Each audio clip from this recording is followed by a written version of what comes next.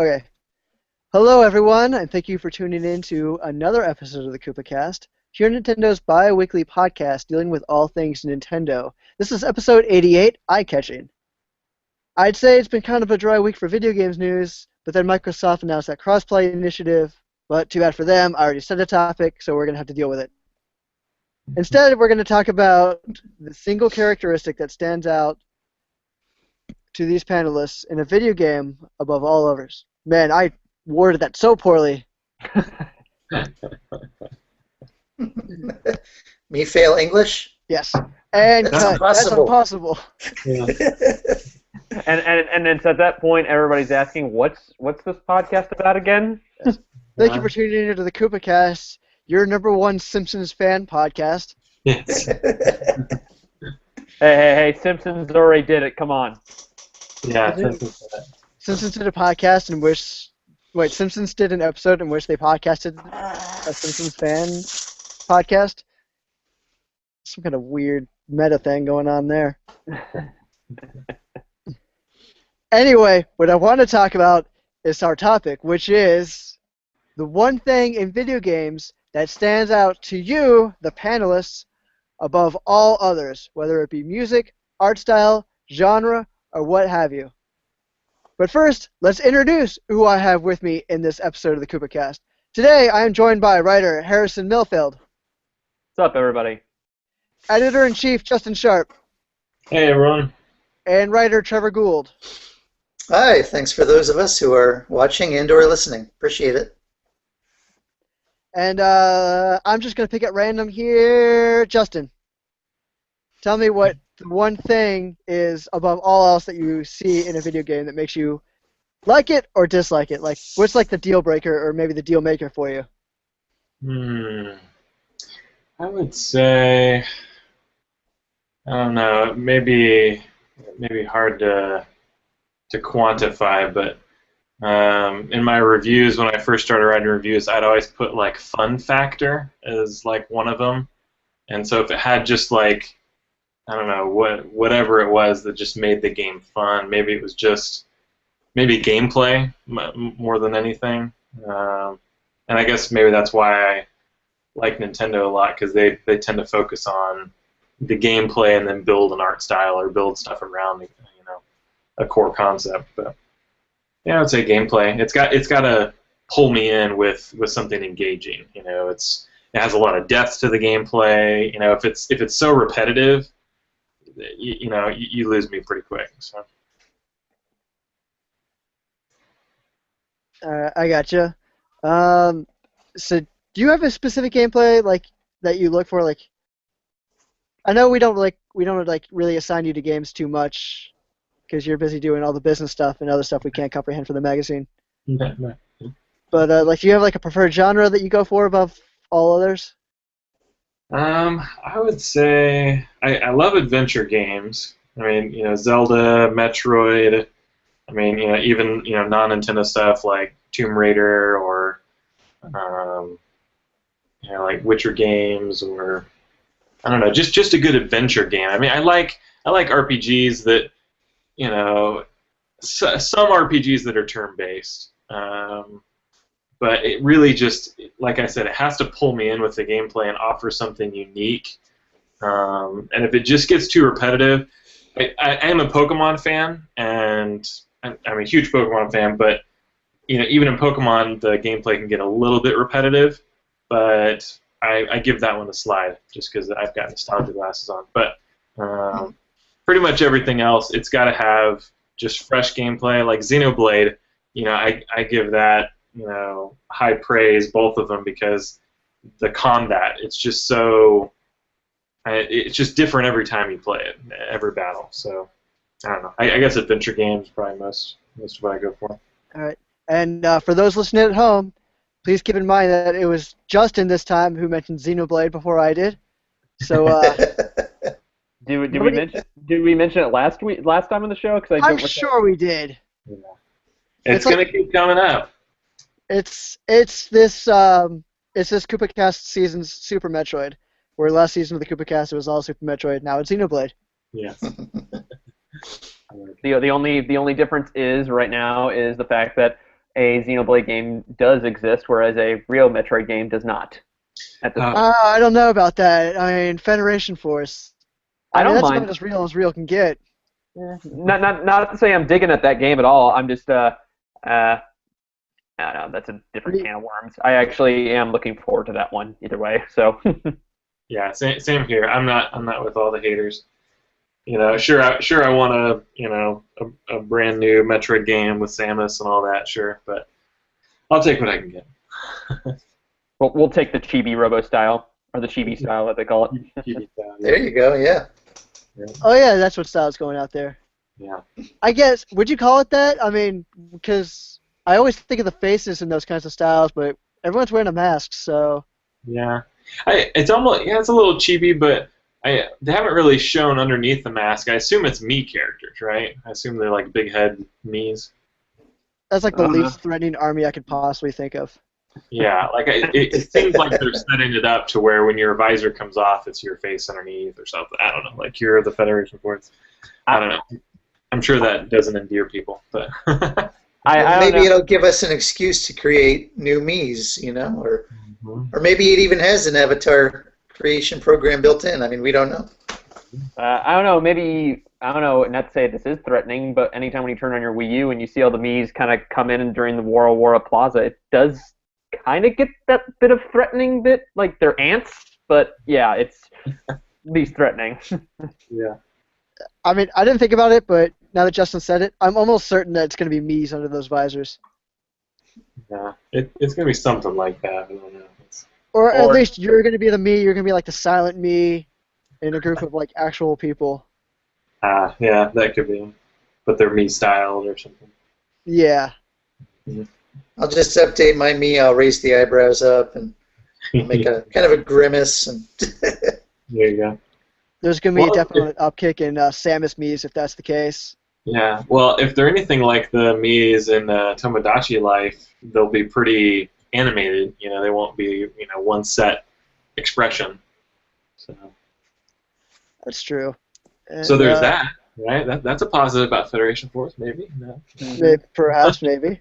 But we have to know the internet is a very harsh place. They don't care about reasoning with this game. They just want their real Metroid game, and I'm like, exactly. Yeah, but whatever. I am posting the biggest Kermit sipping tea photo if that game scores like 80 or higher on Metacritic. Yes. Well, let's see. Harrison spoke up last, so now you're in the hot seat. Oh, I am now for this. Well, this took me a while to think about what I look for or I really like with a game, but this thing goes back to probably when I was about, probably when I was like first getting more into games during my Super Nintendo days. I first started with NES, and then Super Nintendo is where I kind of came out of my shell a little bit, just exploring different genres. I mean, as far as the game itself, it has to go with more overall package and length, because nothing justifies more than a purchase for me is that what the content's in there, but also length. But, I mean, a game could be 50 hours long, but still be a bad experience, but it's a matter of, like, I'm getting what my $50 or $60 is worth. I mean, a game like Xenoblade, which I put 125, 130 hours into, that amount of content and what I was given straightforward for, that price tag was well worth the experience and time that I put towards it.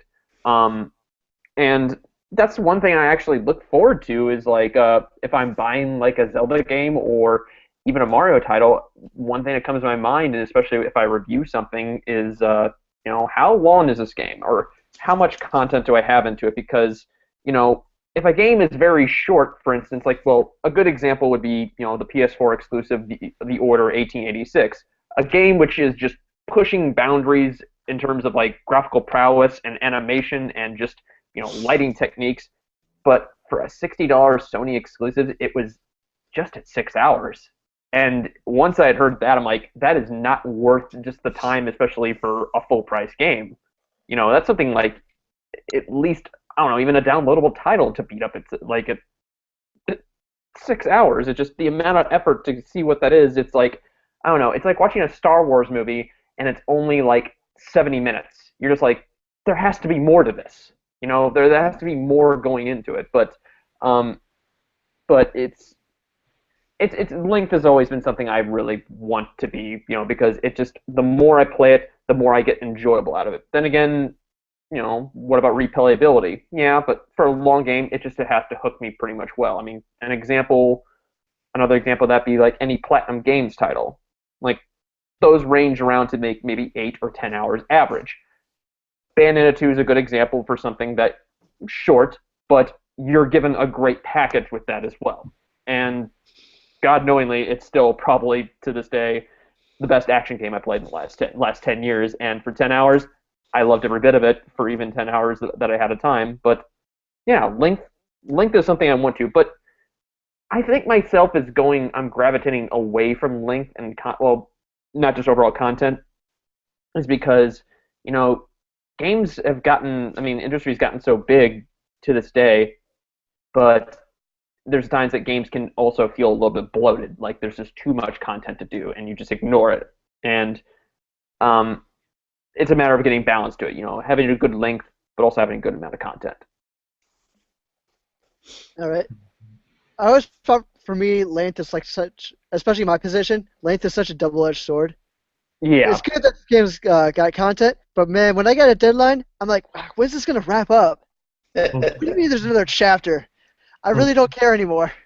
Oh yeah, no, that's kind of how I felt when I think the last parts of Xenoblade, because when I figured out it was like, oh, there's 12 chapters for story missions. I'm like, wow, that seems like it's gonna take a while, but you realize what you have to do in between that, and yeah, there were times where I'm like, all right, I got to finish this up because I want to move on to my next game, And yeah, there are times where I will pick up some 3DS or even Wii U titles where I want to finish them up quick because, I want to move on to my beefy experiences, or, titles that I've been saving in my backlog.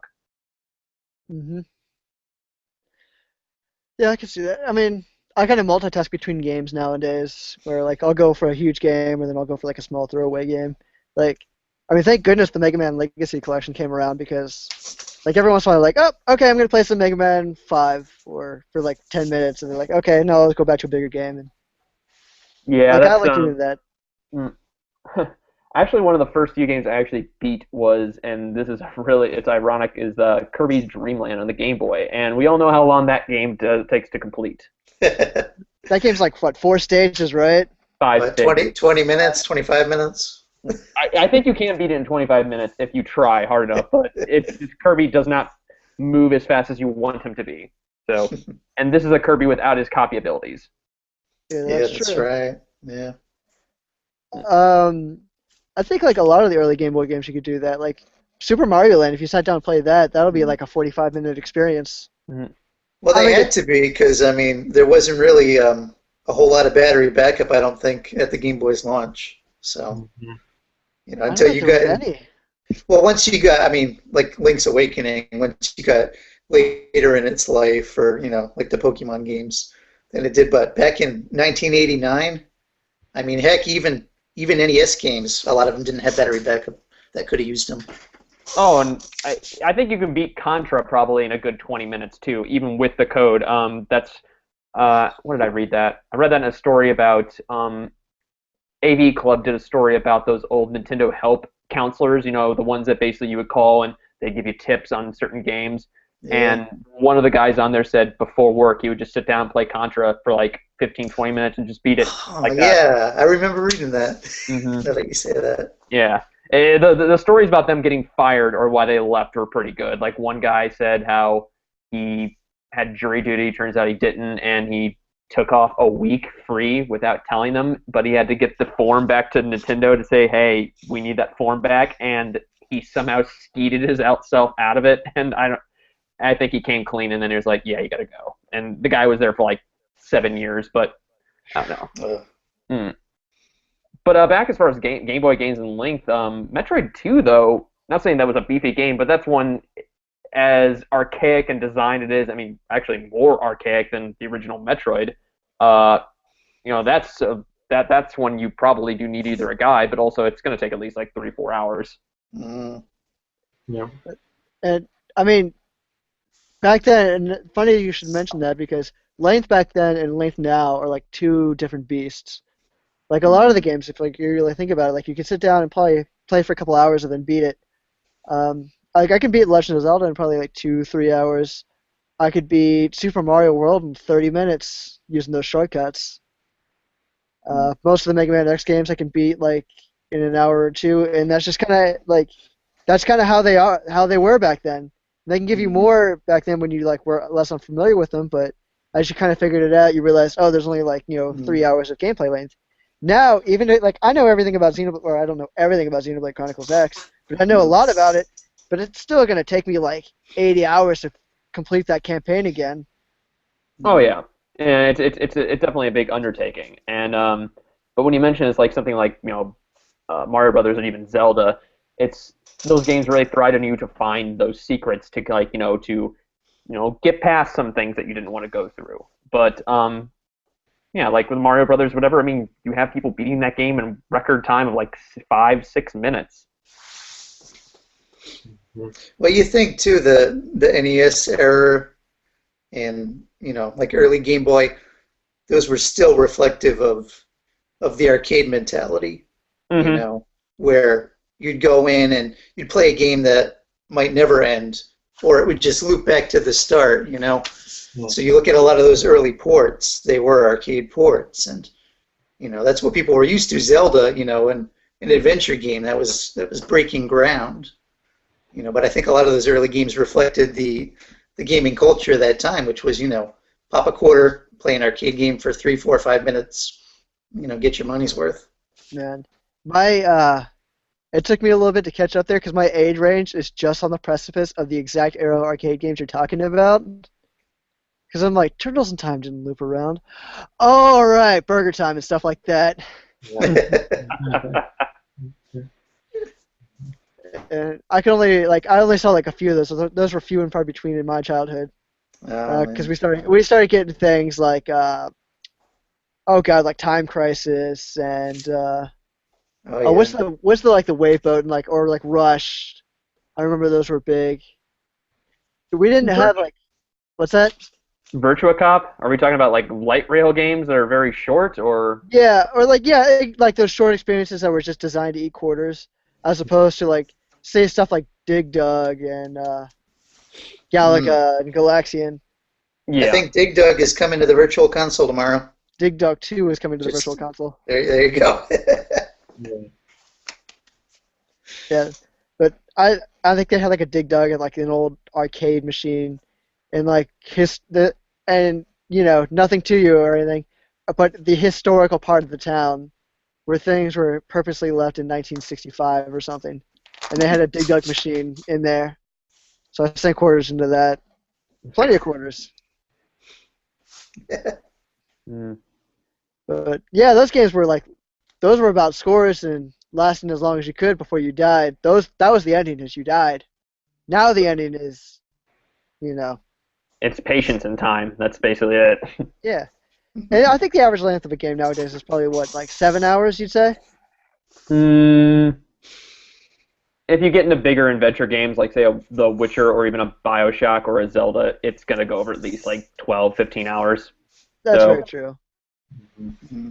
I don't know, there was definitely it depends, too. I mean, if a retail game is going to have the length, but, you get a game on the eShop, that you might get for $2-3 or something, that might only last you, an hour or two. So it's, relative to, what you pay, I suppose. Or 30 minutes, depending. Yeah, well, maybe. I mean, I think if a game's on the shelf, though, it's got to have enough content, whether in the campaign or replayability, to justify, spending $40, $50, $60. Yeah, I'd say length becomes definitely much more important on those eShop titles. Because, no offense to a lot of these developers everyone's working very hard, of course. But sometimes it's a little bit more of a gamble on where you're going to get on the eShop. Trevor, you got the most experience with reviewing eShop games. Am I hitting the right notes here, or am I way off, or what? Reformulate what you were saying. I'm sorry. I said where it feels like length is going to be a little bit more important in the eShop games because you're going to get a little bit more of a gamble, probably, investing in those titles.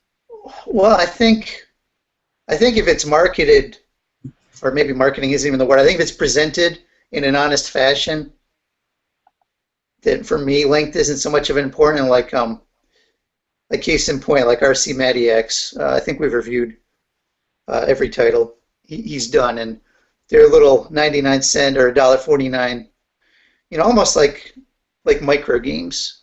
But now that that's what he's known for as a developer, if I review a game of his, that's what I go in expecting. So not that I don't necessarily still think the games are too thin, but at least it's meshing with my expectations. If an eShop game is $15, I'm going to expect a lot. I'm going to expect like a Shovel Knight or an Adventures of Pip or something, because that's higher end. But I think if a game is in budget territory, I'm a little more lenient, so long as that's what they're presenting it as, a small experience. As long as they're not pitching it as this huge epic adventure RPG, and then I beat it in an hour and a half, I'm going to be cheese. But like this is a small, little adventure, a lighthearted little thing. I think there's room for it. I think it's more to how they present their games, how they market it, things like that. All right. And moving on. What do you know, Trevor? You're like, of the three here, you're the last one. So let's go. Well, what more is there to say? No. I think for me, one of the things I really, I won't say it's the defining characteristic, but it's definitely up there, is multiplayer.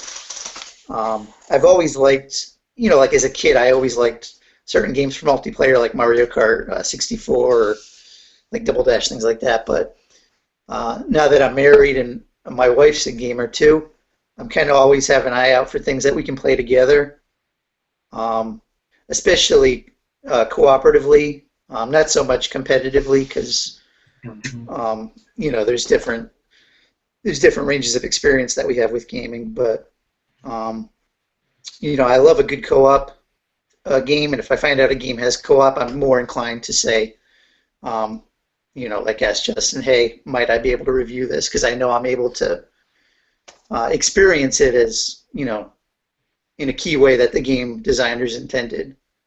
Like Affordable Space Adventures, that's a terrific eShop game that is enhanced playing it with 2 or even 3, for that matter, which I still haven't done. But I get a lot out of it. Or even some games, that maybe aren't designed per se to be multiplayer, I still enjoy them as such. Like I was thinking I should go back and play Mario 3D World again, because it's been so long, and go back and get all the Miiverse stamps. And then it occurred to me that when I played it, with the exception of a few levels, I think I played the whole campaign with my wife, and that was fine. We had a great time.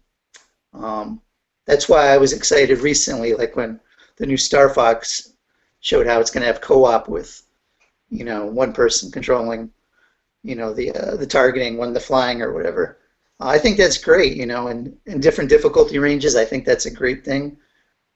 So I can enjoy it with her, or, if you have friends you game with, family, I think that just really enhances an experience. Not every game is designed for multiplayer. Not every game benefits from multiplayer, but a lot of them do. So that's definitely a key point for me. See, go ahead.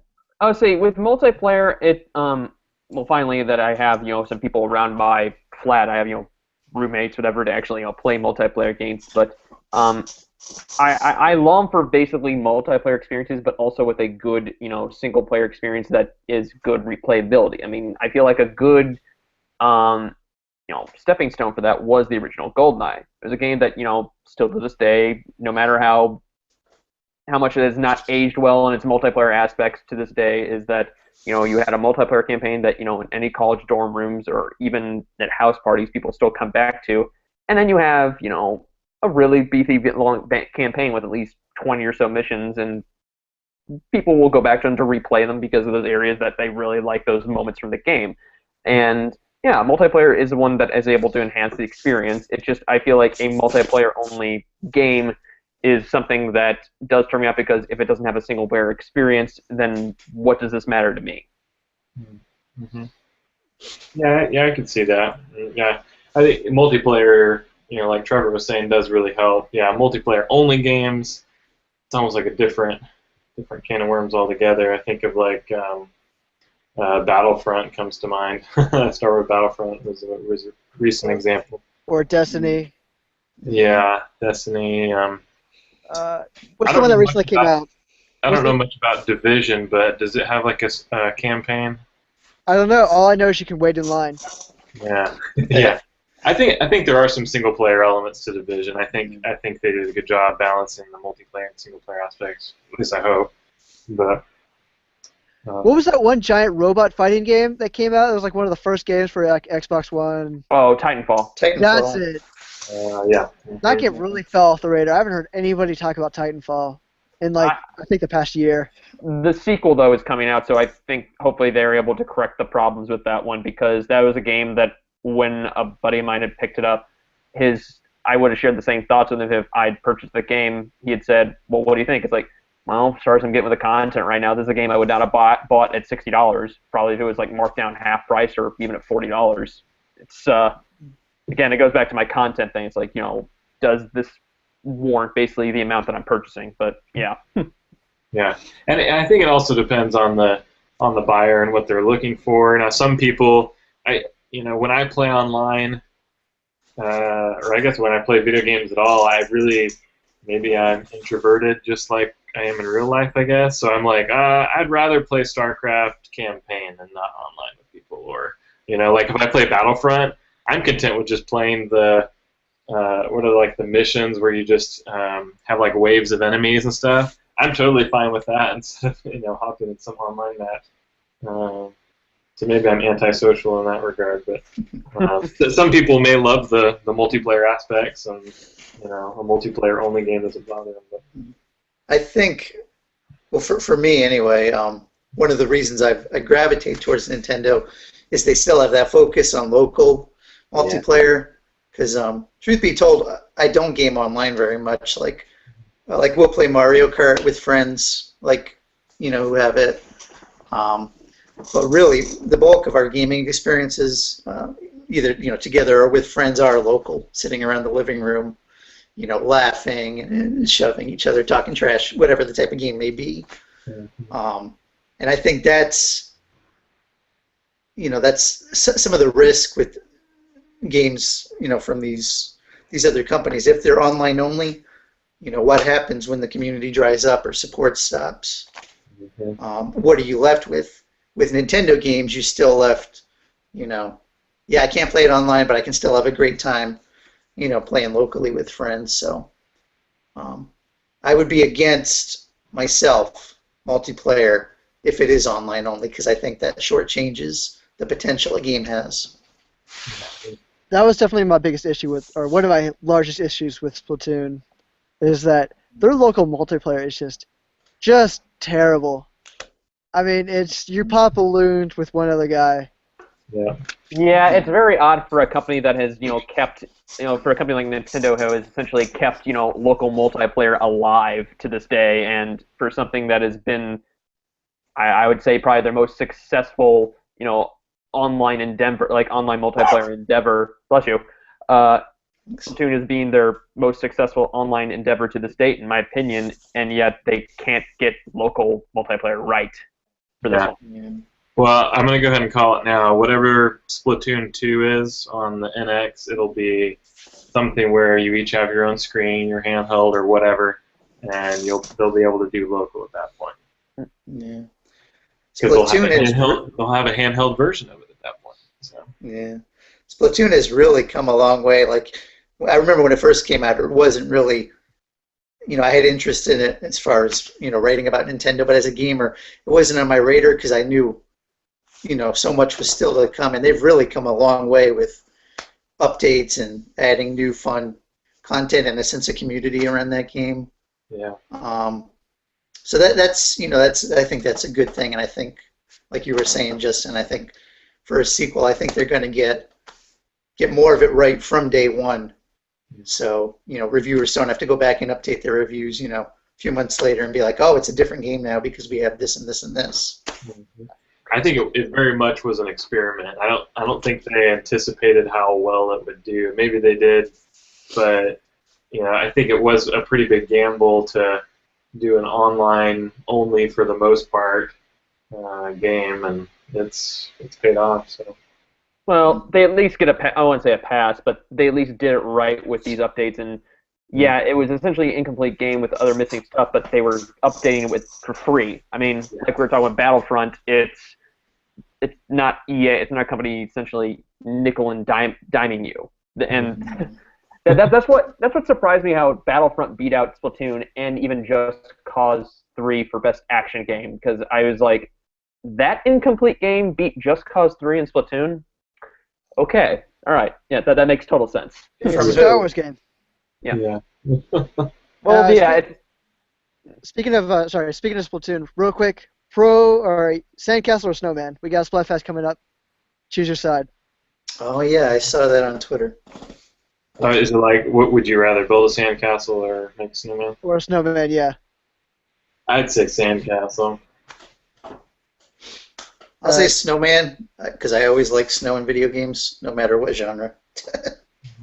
I hate to say it to all of you all right now, but a tide's coming in. It's going to wash that sandcastle away in the form of snowmen who are probably going to melt in the sun. So there's going to be no winter. So I'll just say now, Justin and I look forward to crushing you and every other snowman enthusiast out there when the upcoming Splatfest comes out. Yeah, with sand. I just got a text from Alex. He's voting Snowman. So Alex is voting Snowman? Oh, Kaylin's voting Snowman too. Oh, look, James, Snowman. So you are not getting those tweets. There's no way you're getting those tweets. I know, it's really quick. Yeah. I mean, Alex, I could believe he's off today, I almost believed him for a second. Maybe the stomach flu he's getting makes him a little delirious. I don't know. Like the Alex part, I believed, and then Kaylin, I was like, oh, that's it. And then James was like, I don't know. I can't see Kaylin being pro Snowman. Yeah. And I can tell you, I was definitely pro Sandcastle. I'm sure you guys all saw the tweet I posted online about that, right? About that single sentence that the newscaster made on Splatfest. No. Remind me. What is she? Are they like newscasters, or are they like? What are they? You're talking about Callie and Marie? Yeah. Yeah, they're the Squid Sisters. They're essentially just these entertainers. I don't know Splatoon lore that well. Yeah. I don't know what their handle is. Here's all I know. All I know is Marie's phoning it in. That's pretty much it. I don't every time it's like, they're like, oh, Splatoon's got an update. She's like, sweet.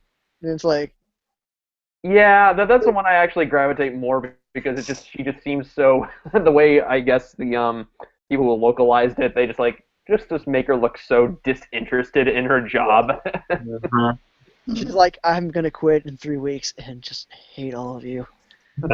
Maybe they're twins, and she's trying to distance herself the most from the twins. But yeah, I guess the first one, the black-haired one, Kelly. Yes. Here's her entire defense of Snowman. Okay. Team Snowbay is so fleek that I literally can't even. You literally can't.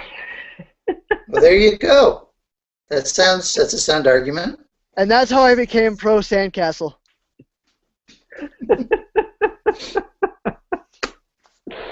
Oh, jeez. Okay, I know I'm old, but what does fleek mean? Like, I've never heard fleek. I understand all the other words, but fleek I've never heard.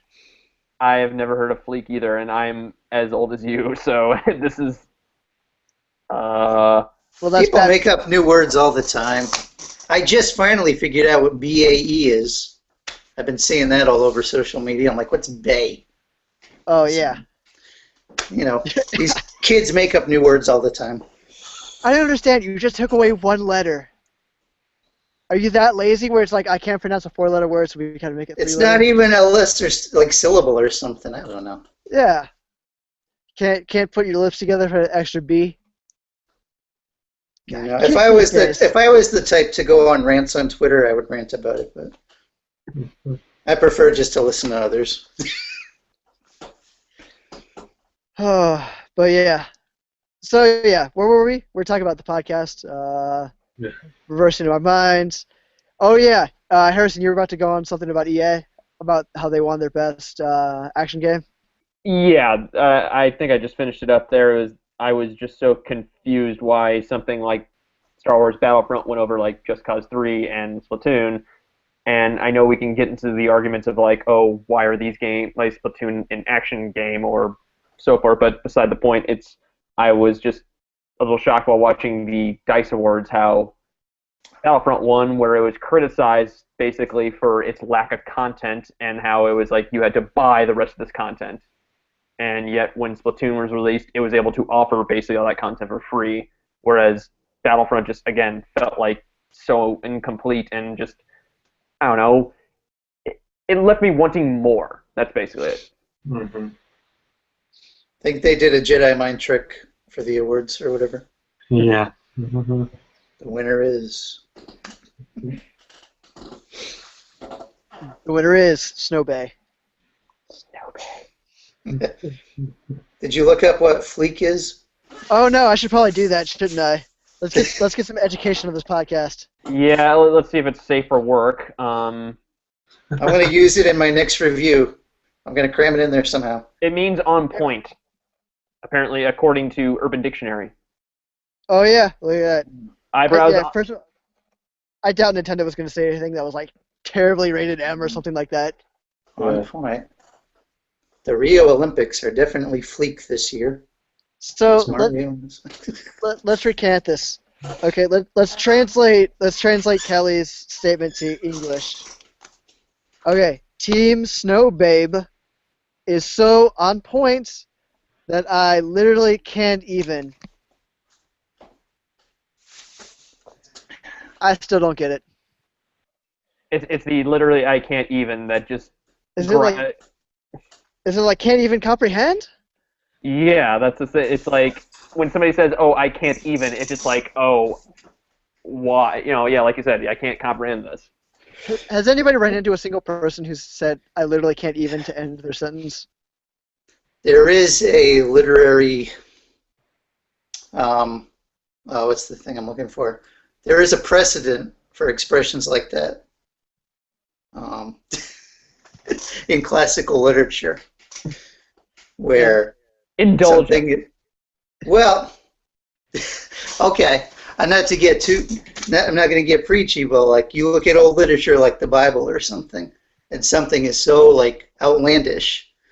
It's like it ends in just a dash. It's like what can be said? It's so shocking. So I think that's a precedent in older literature. I'm not sure at what point it might have fallen out of favor, where just something is just like, you know, what is there to say? What more is there to say? So perhaps that's what they're trying to do there with that message. I don't know if I'm giving them too much credit.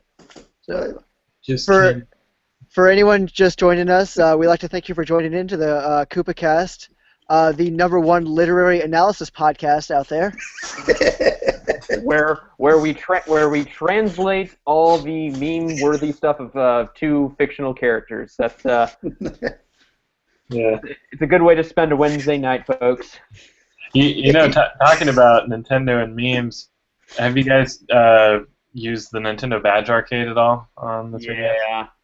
Like, it's the rabbit on there, I mean, he's just a meme machine. Can he even? I don't think he can.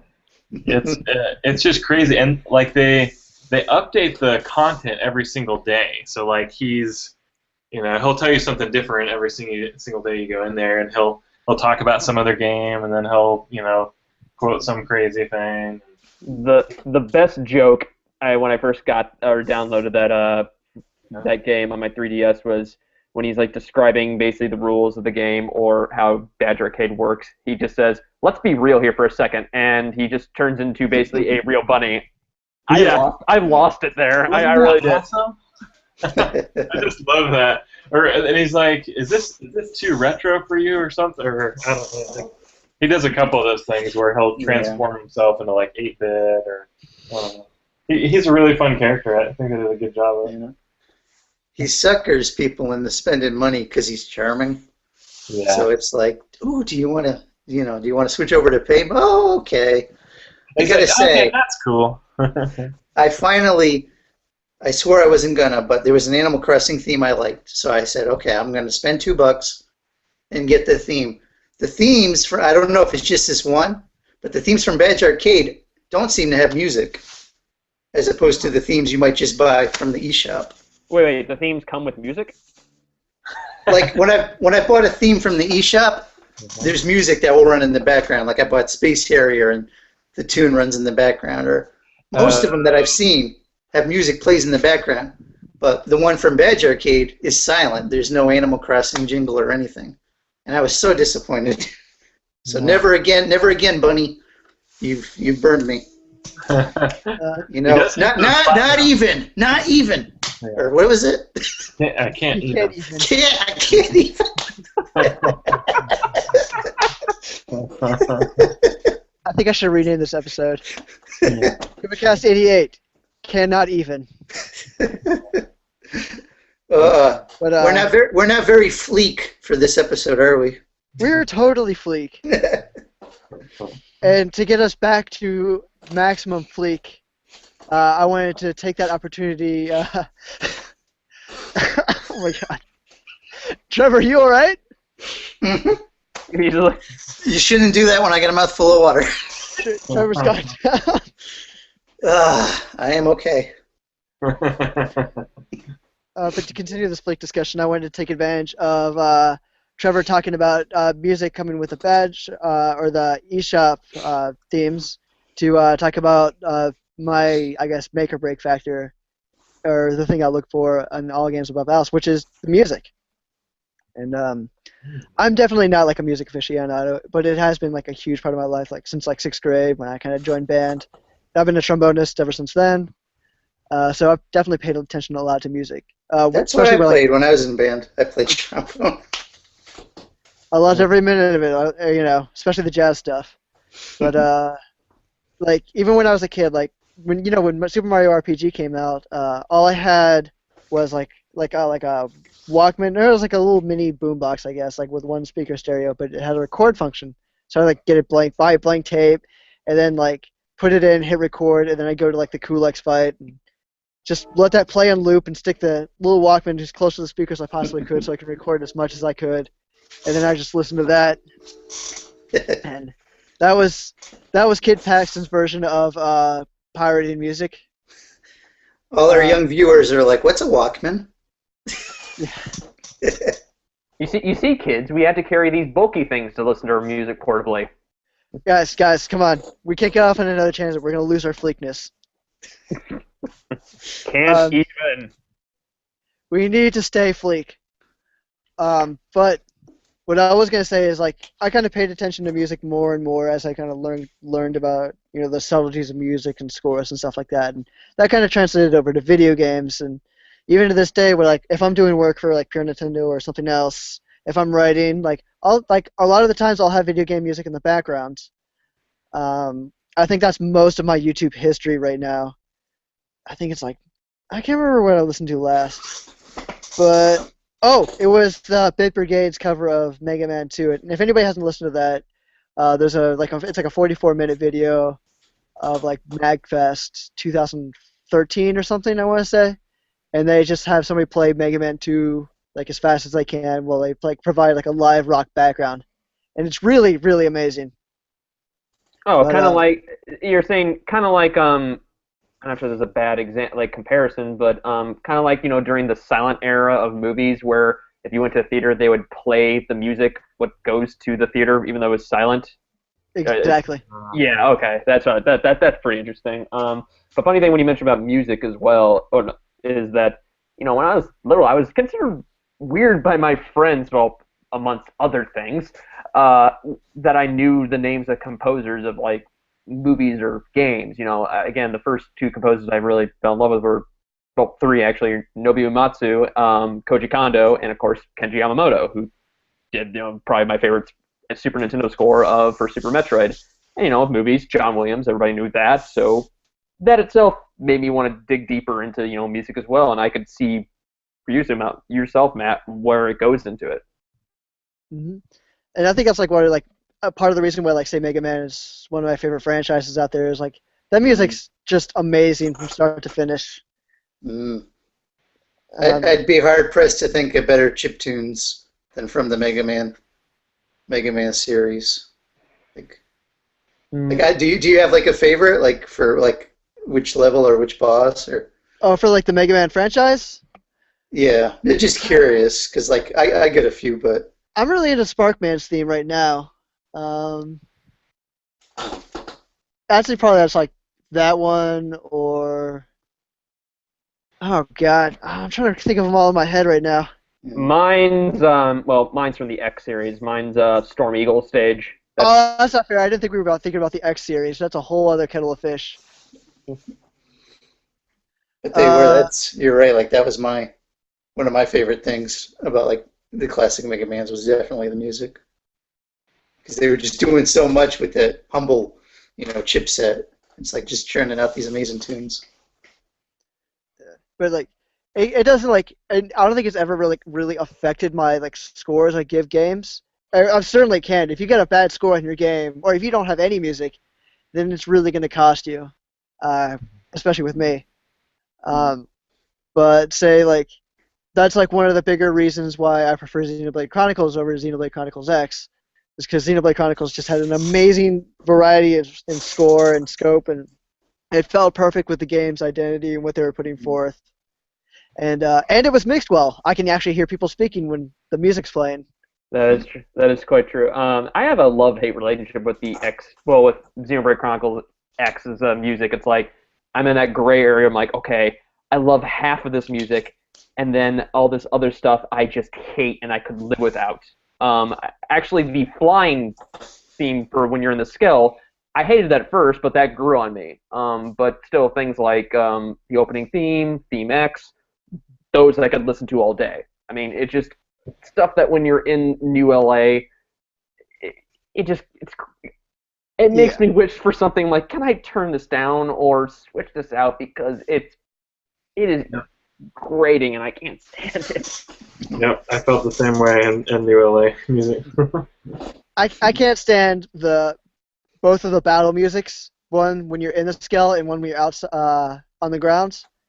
That rap is just no good. Yeah, I don't remember that being as grinding, but the that one and it just plays so incessantly sometimes. Even when you go in your base and you come back out, it's still playing, and it's I wish there was a skip button or just remove a song from a playlist or something. Yeah, I mean, when I reviewed that game, that song was stuck in my head for most of the time. Yeah. I get up off the couch and I walk around and that music's still going in my head. Yeah. And that's what's frustrating, because it stuck with you more than the others, the good ones that you wanted to stick with you. Yeah, it's you have something that's just so sweeping and just atmospheric, like Theme X, and then you get to something, the New LA theme, and you're oh God, why is it so bad and why is it sticking to me? Uh-huh. Yeah. You have to go to the good stuff to get it out, but it still sticks with you. Yeah, it's catchy in a bad way. But at the same time, we couldn't take the Xenoblade Chronicles music and take that same style and completely copy it over to Xenoblade Chronicles X, because then their identities would clash. Here we've got a modern city with robots and stuff like that, and it's clearly much more related to Earth and our culture and stuff like that.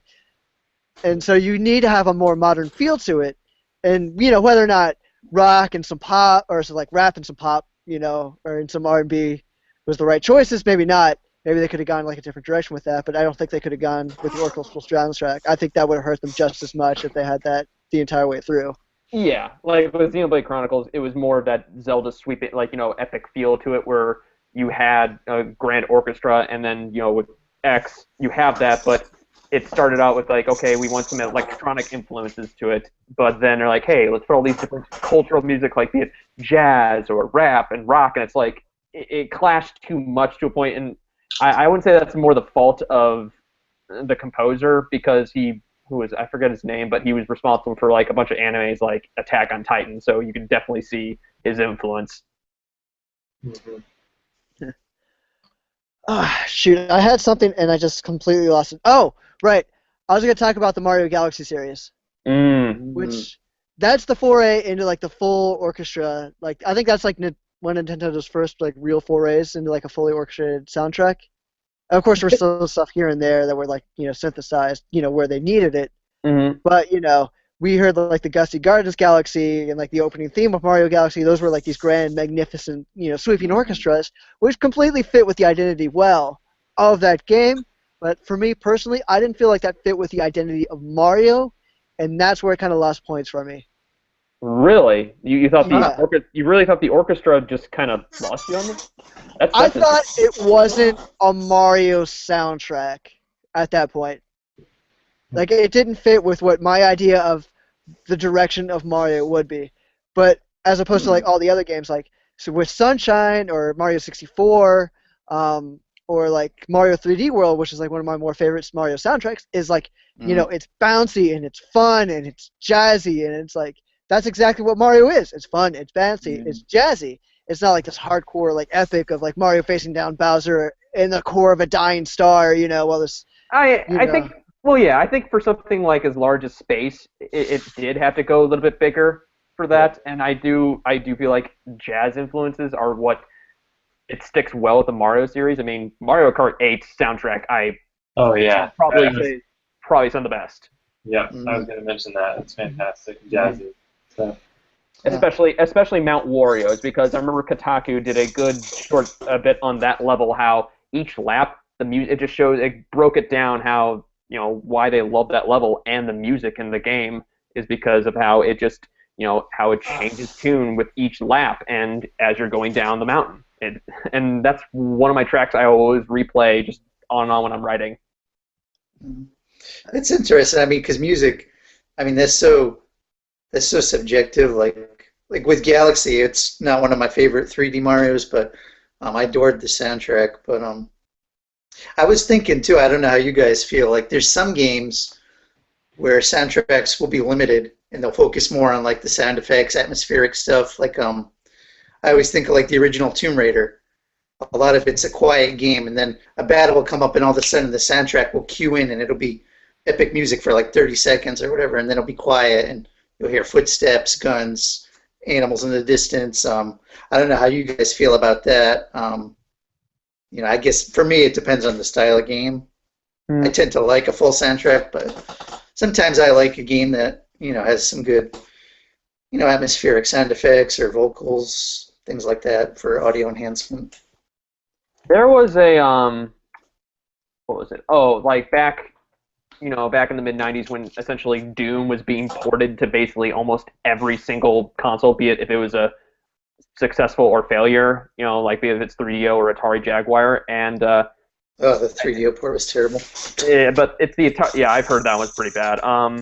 It was the Atari Jaguar version, which has been condemned, like mentioned as probably the best port, like one of the best, like Doom ports, even though it was on a console that was just complete garbage. But only problem though with that port though is there's no music.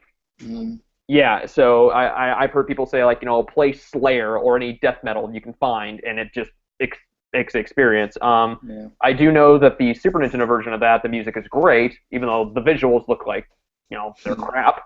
And then, but it's so funny you say that because the one thing the 3DO version had going for it, probably the only thing, was it had a great soundtrack. So if you could just kind of mesh those two ports together. I think one of my favorite things that Nintendo has done with the music, and I can't think of any other examples of other games right off the top of my head. If you know some, let me know. I'd love to hear it. But they can have like a very dynamic concept of music, and what I mean by that is it's more interactive. Like in Legend of Zelda, I'll use like Legend of Zelda as one example.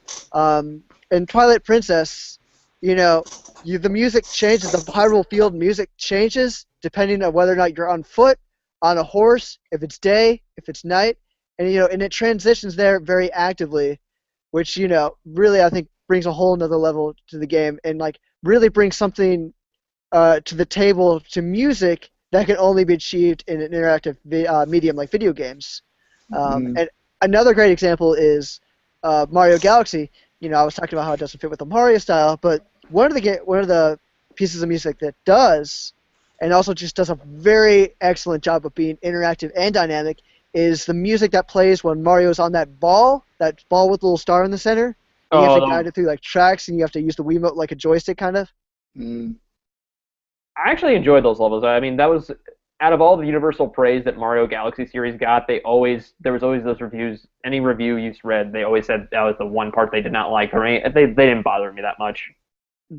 But yeah, the music is, if you remember, you know, if you just tilted it slightly, you know, you just got a little bit, you got like this meek sound kind of coming out. This one instrument, I can't remember what it was off the top of my head. A xylophone? No, xylophone? It wasn't a xylophone. I think it was just some synth noise. But you know, if you just, the more you did it, the more the tempo would pick up, and the more other instruments would come in. That you like hear a little bit of brass kind of come in, and then like if you hit like a booster pad, like things would like really get chaotic.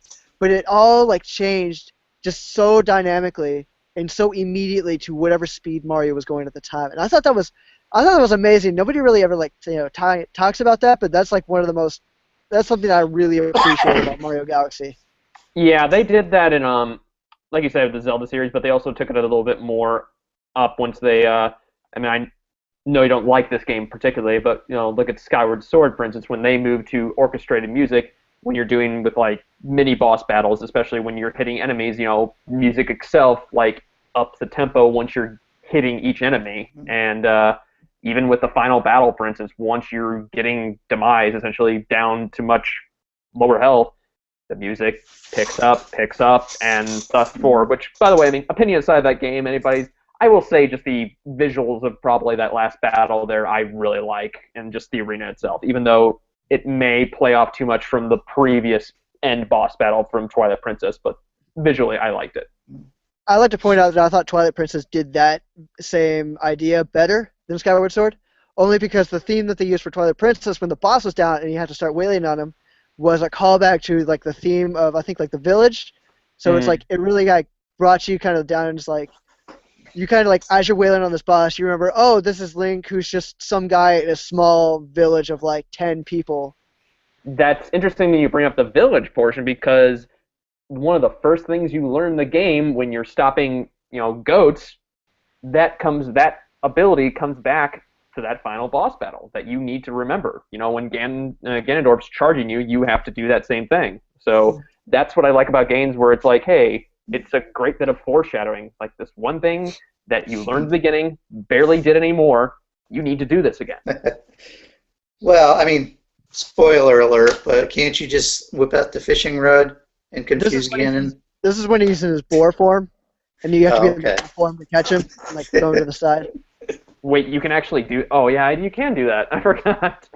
Yeah, and the same with Demise in the fishing, or the butterfly net, I think. Mm-hmm. Oh, yeah. Really? I didn't know that one. Oh.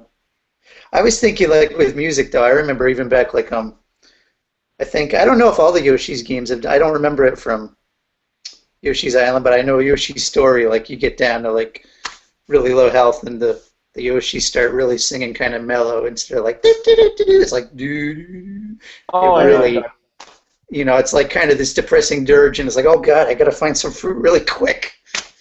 You know, so I don't know if that's the sort of thing you had in mind, but No, I mean that's a good example. I mean that was something that I was reading a couple of interviews like that coach like about Koji Kondo, and that's like one of the things he likes to think about is like the musical elements within like the things players directly interact with.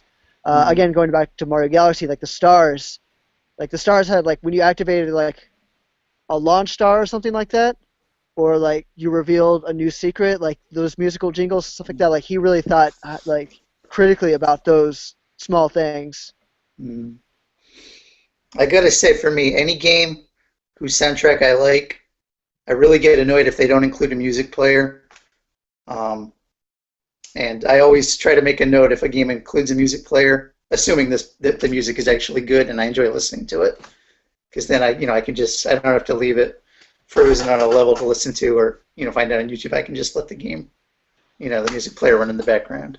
That was one thing on the 3DS version of Smash I really liked, how you could listen to the music, selections of the music in 3DS sleep mode. So basically you could just close your 3DS, put it in your pocket, and listen to the music. That's nice. That's Smash Brothers was like, that's one of the things where I listen to music. I listen to how they handle the themes, and I really just sit down and scrutinize them.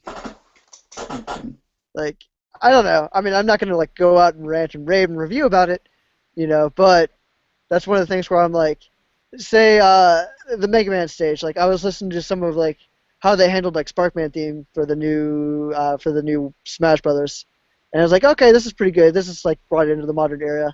But another one they did was like a Mario or a Mega Man 2 medley, and all that was the the original chip tunes, but they were just fading in and out of each other. So like, oh, here's Airman's theme, and then it fades out, and now we got Woodman's theme, and then that fades out.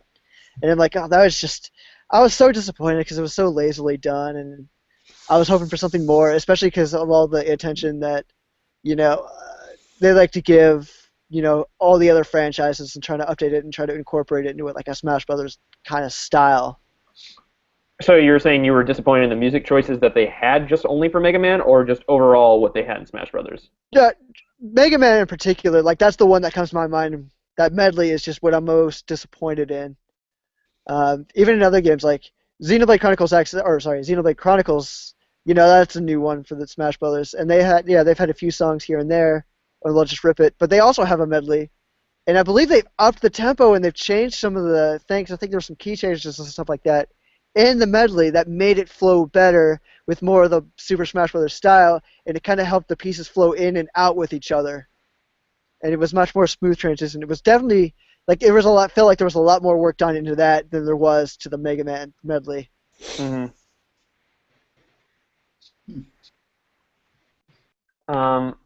What's a series that released its music that has just...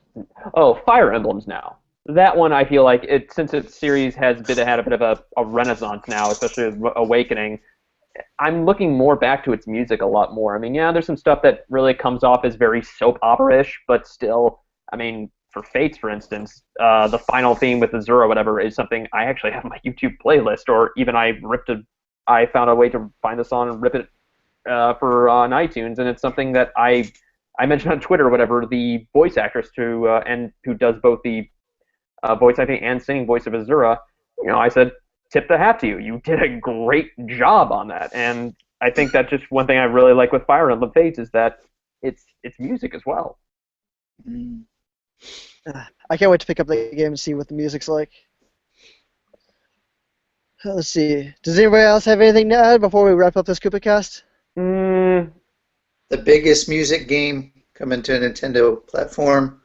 Got to be the new Rhythm Heaven that's coming out. I'm interested to try that out. That's a series I did not even attempt to bat an eye on when it was on the DS. So. Yeah, I know we talked about it a little, I think, beforehand, Matt. But for people who like things that are quirky, if that's an area of interest, definitely look at that. That's that's wild. Mm-hmm. No, I like the idea of something being quirky is something that really looks into a game, but in terms, I know it's the whole idea is what catches your eye with a game, but something that just looks new and different. And colorful.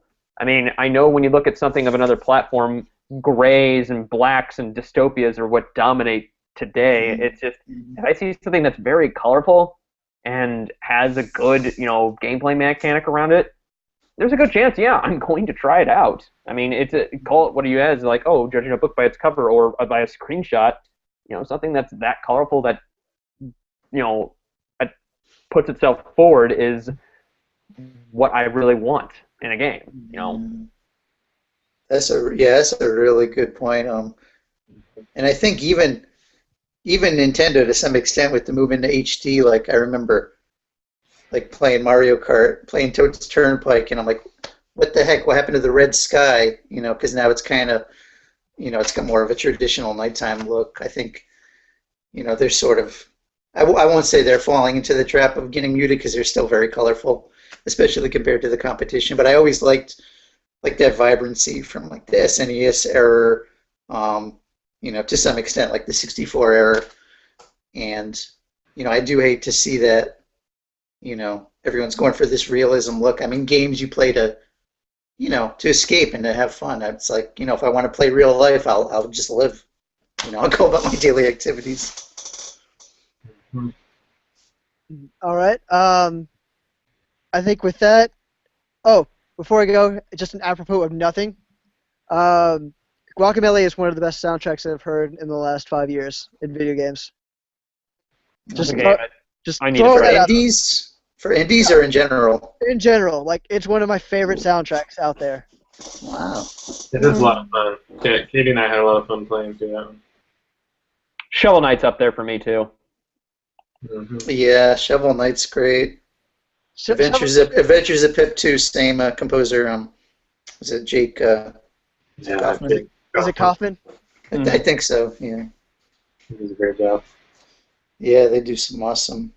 That's how I remember like the NES music in my head, even though it never sounded that good. But with rose-colored not goggles, but I don't know, rose-colored earbuds. I don't know what I might call it. But rose-colored earbuds. They take the chip tunes and they just really they update it in such a nice way. I think I've listened to so many like music from the old days that like the nostalgia has since washed away, and I can just listen to the music and it's fine. Because it's not like, oh, this is music of my childhood. For me, it's now music of my now. Mm. And I think with... It seems like what's old is now new again. That's very true. And I think with that, we're going to go ahead and start wrapping it up here. Before I get into my spiel about wrapping up, I just wanted to say, I think all of us at Pure Nintendo here, our hearts go out to the family of Eric Medell, who was the creative design director for the Pokemon Company. He passed away during a windstorm. I think when a tree crashed down on his car. Luckily, his daughter made it out alive with some injuries, but he'll definitely be remembered for all the work that he did in the Pokemon series. Yeah, it's just a weird freak accident. When at first I heard it thought it was creator, and I was like reading through it, and this guy's talent top is going to be missed. Mm-hmm. Yeah, the Nintendo community, we share in the grief. Mm-hmm. All right, and let's continue wrapping up here. I want to thank Justin, Trevor, and Harrison for joining me in this episode. It was fun. Yeah. Always a pleasure. Mm-hmm.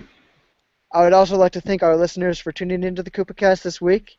If you have a question for the Koopa Kast, you can always email us at podcast@purenintendo.com. You can also talk to us on Twitter. I am at @purely_Matt. Justin is at @purely_Justin. Harrison is H. Melfield. And Alex is... Oh, sorry. Why is Alex on here? He's not even here. And Trevor's is at TrevG1. Alex is here in spirit. That's basically it. Yeah, I think I've got an underscore in there, Matt. I think it's Trev_G1. Trev_G1? I'm pretty sure. I know I don't have a banner. I memorized it. But you want to talk to me too? You can always email questionblock@purenintendo.com. So. That's true. And all of us together are at Pure Nintendo. So if you want to hear more of the Koopa Kast, you can always take a look at our YouTube page, youtube.com/purenintendo. And for our audio listeners, you can always go to iTunes and look up the Koopa Kast. And for everyone else, you can always check out our audio collection at purenintendo.com/podcast. Finally, for more news, reviews, and features, please check out purenintendo.com, your independent source for all things Nintendo. And we will see you next time, just as fleek as ever. I can't even with this ending. I can't even. Yeah.